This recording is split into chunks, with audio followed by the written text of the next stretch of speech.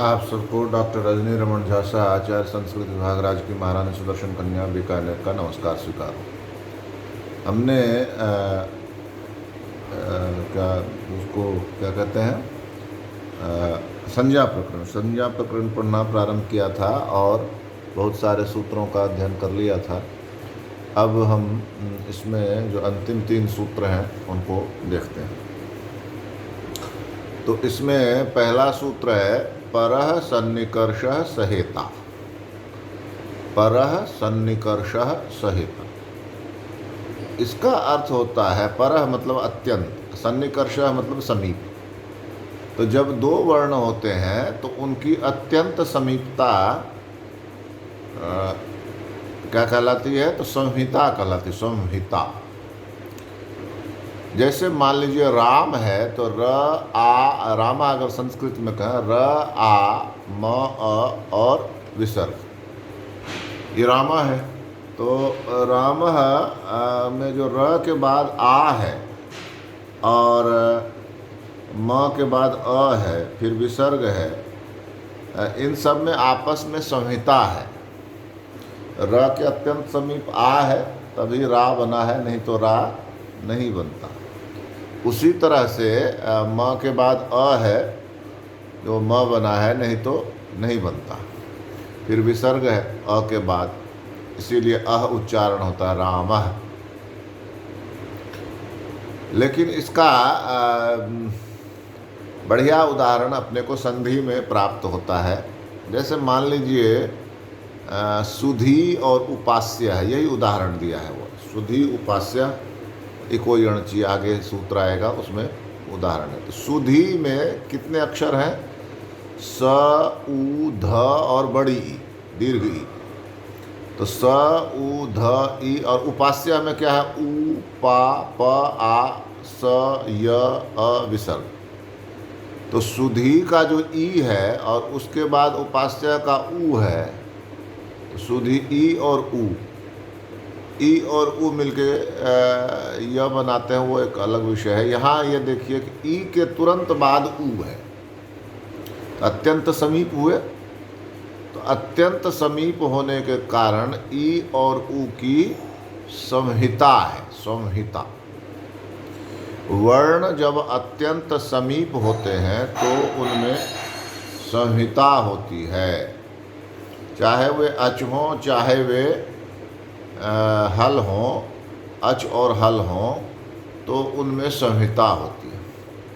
जैसे र आ म अ बताया गया आपको, वो उसमें र आ म अ की संहिता है। उसी तरह से सुधी उपास्य में सुधी ई है और ई के बाद उ है, तो ई और उ में संहिता है। परः सन्निकर्षः संहिता, यही इसका अर्थ है। अगला सूत्र है हलोनंतराः संयोगः। हलोनंतराः संयोगः, ये आपको देखेंगे, हलोनंतराः संयोगः। हलोनंतराः संयोगः आपको PDF में भेजा जा चुका है। तो हलोनंतराः संयोगः क्या कहते हैं, हल के बीच में कोई अंतर नहीं है, यानी बीच में अच नहीं है, यानी कि व्यंजनों के बीच में यदि स्वर नहीं है, व्यंजनों के बीच में यदि स्वर नहीं है, हलों के बीच में यदि अच नहीं है, तो उन हलों की संयोग संज्ञा होती है। ये जो परः सन्निकर्षः संहिता हमने पढ़ा कि 2 वर्णों की अत्यंत समीपता क्या होती है, संहिता कहलाती है। उसी का एक तरह से यह विस्तार है, मतलब अपवाद है कि जो हल हैं यदि वे अत्यंत समीप हैं और बीच में कोई अच नहीं है तो वे संयोग कहलाएंगे। जैसे मान लीजिए इंद्र है, इंद्र, ई हलंत न, हलंत द, हलंत र अ और विसर्ग, यही है इंद्र। ई आधा न द र, यही है ना, न द का संयोग, फिर र का संयोग, फिर अ, फिर विसर्ग, इंद्र। तो इंद्र में ई है न द र, हलंत न हलंत द हलंत र, और इसके बाद अ है। तो न द और र के बीच में कोई अच नहीं है, कोई स्वर नहीं है। तो यह जो न द और र है, इनकी क्या होगी संज्ञा? उक्त सूत्र से, इस सूत्र से संयोग संज्ञा, संयोग संज्ञा। इनको क्या कहेंगे? न द र को संयोग। इसीलिए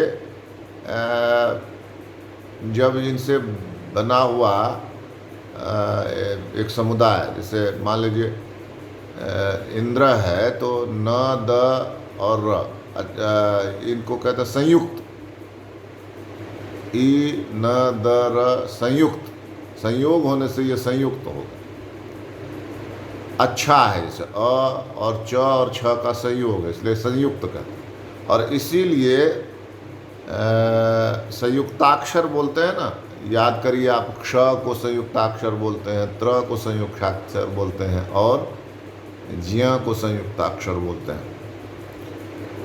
क्ष को संयुक्ताक्षर क्यों बोलते हैं? क्षत्रिय वाला, क्योंकि वह क और मूर्धन्य श, जिसको षटकोण वाला शब्द है, उसका संयोग है। त्र, त और र का संयोग है, और ज्ञ, ज और य का संयोग, च छ ज, और उसी का जो पांचवा वर्ण है य, च छ ज झ य, तो ज और य का संयोग, इसलिए इनको संयुक्ताक्षर कहते हैं। क्षमा, त्रिशूल और ज्ञान। तो क्षमा में क्ष क्ष क्ष, क और श, शिक्षा, क और श का मेल है, इसलिए वह संयुक्ताक्षर है। त्र में त और र का मेल है, इसलिए संयुक्ताक्षर है। ज्ञ में ज और य का संयोग है, इसलिए संयुक्ताक्षर है। तो संयोग हुआ कि जब हलों के बीच में, यानी व्यंजनों के बीच में अच का व्यवधान नहीं है, अच बीच में नहीं आता, तो वे व्यंजन क्या कहलाते हैं? वे हल क्या कहलाते हैं? वे हल कहलाते हैं संयोग। इसी को कहते हैं हलोनंतराः संयोगः। इंद्र में जैसे न द और र का संयोग हो गया। अब अगला और अंतिम सूत्र है सुप तिगंतम पदम। सुबंत और तिगंत की पद संज्ञा होती है, सुबंत की और तिगंत की। तो सुबंत क्या होता है? जैसे मान लीजिए रामः है, तो रामः है, तो यदि आपको याद हो तो यह प्रथमा का एक वचन है। रामः, फिर होता है रामौ, फिर रामाः। तो प्रथमा का एक वचन है राम, तो इसमें सु प्रत्यय लगा है, प्रातिपदिक है राम, एक ही शब्द है राम, उसी से रामा रामो रामा रामम रामो रामान रामेण रामाभ्याम रामे रामात रामाभ्याम रामेभ्य राम रामस्य रामयो रामाणाम रामे रामयो रामेषु राम रामो रामा बनता है। तो है तो एक ही राम, और वह अलग अलग कैसे, कहीं रामा हो जाता है, कहीं रामो हो जाता है, कहीं रामा हो जाता है। तो ये इसलिए हो जाता है क्योंकि इसमें प्रत्यय लगता है। जैसे राम में सु प्रत्यय लगा प्रथमा एक वचन में, तो रामः हुआ।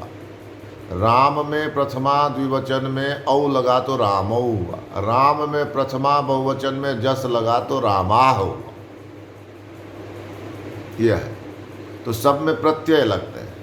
तो ये जो सु और जस आदि प्रत्यय लगते हैं, इसको सुप प्रत्यय बोलते हैं। और सुप प्रत्यय होने के कारण से, चूंकि ये राम में सु लगा तो सुप लगा, सुप है, इसलिए रामः क्या कहलाएगा? सुबंत। सुप से जिसका अंत होता है वह है सुबंत। तो रामा हो गया सुबंत, और सुबंत होने के कारण से क्या होगा? सुप तिगंतम पदम। सुबंत और तिगंत की पद संज्ञा होती है। तो रामा सुबंत है, तो इसलिए वह पद कहलाएगा। सुप से सुप यानी सू से इसका अंत हो रहा है ना, राम, राम में सू लगा तो सू अंत में आया ना, तो राम, इसलिए सुबंत हो गया। सुबंत होने के कारण क्या हुआ कि राम की पद संज्ञा हो गई। राम, रामो, रामा।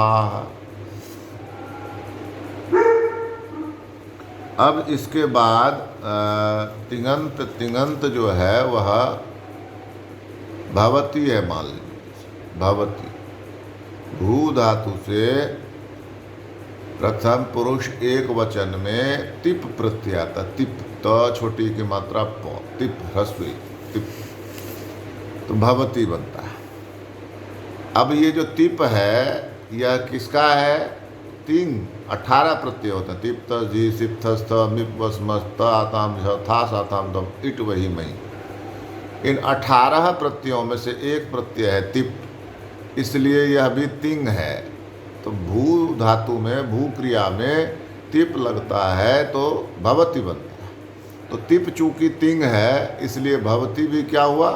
तिङन्त। भवती भी क्या हुआ? तिङन्त। तो भू से भवती जो बना वह तिङन्त हो गया। तो तिङन्त होने के कारण से इसकी उक्त सूत्र से पद संज्ञा हो जाएगी। कौन सी संज्ञा हो जाएगी? पद संज्ञा। क्यों? तो कहा कि सुबंत और तिङन्त पद होते हैं। सुबंत और तिङन्त क्या होते हैं? पद होते हैं। तो सुबंत कौन है? रामः। और तिङन्त कौन है? भवती। तो रामः भवती, रामः सुबंत हो गया और भवती तिङन्त हो गया। क्यों? राम में सुप, सू लगा है और भवती में तिङ, ती लगा, तिप लगा है। तो सुप से अंत होने के कारण से रामः सुबंत हुआ और तिङ से अंत होने के कारण भवती तिङन्त हुआ। तो इसलिए यह पद कहलाया सुप तिङन्तम पदम। रामा भी पद हुआ और भवती भी पद हुआ। आप पूछ सकते हैं कि पद बनाने का अर्थ क्या है? तो पद बनाने का अर्थ है कि उसका वाक्य में प्रयोग कर सकें। रामः का ही वाक्य में प्रयोग होगा, राम का वाक्य में प्रयोग नहीं होगा। रामः गच्छति, रामः गच्छति, रामः भवति होगा, न कि राम भवति। रामः का ही प्रयोग होगा। रामः गच्छति, रामम पश्य, रामेण क्रियते, रामाय देहि, रामात् अधीते, रामस्य पुत्रः, रामे भक्तिः, राम आगच्छ। इस तरह से जब प्रयोग करेंगे तो सब में हम देखते हैं कि राम जो है वह प्रातिपदिक राम नहीं है, पद राम है। रामः, रामम, रामेण, रामाय, रामा, रामस्य, रामे। और जो राम संबोधन का है वह भी प्रातिपदिक राम नहीं है, उसमें भी सू लगा है और सू लग के फिर उसका लोप हुआ है और राम बचा है। अब वो पद है, उस पद राम का प्रयोग करते हैं। उसी तरह से रामो, रामो, रामाभ्याम, रामाभ्याम, रामाभ्याम,